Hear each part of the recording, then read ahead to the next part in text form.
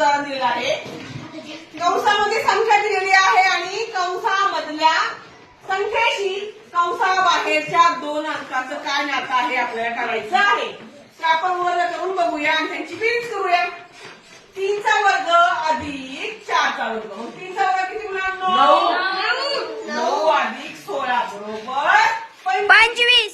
म्हणजे हे आलो हो की नाही. आपण पाहूया. 2 चा वर्ग अधिक 9 चा वर्ग बरोबर 2 चा वर्ग किती? 4. 9 चा वर्ग 81 अधिक 4 बरोबर 85. पण हे नातं संख्यांचं आलेलं आहे. तिथं पुढे पाहूया. 4 चा वर्ग अधिक 11 चा वर्ग. 4 चा वर्ग किती मुलांनो? 16 बरोबर. 11 चा वर्ग 80 बरोबर. 16 अधिक 121 बरोबर 137. म्हणजे 4 आणि 11चं 137 बरोबर काय आहे नातं?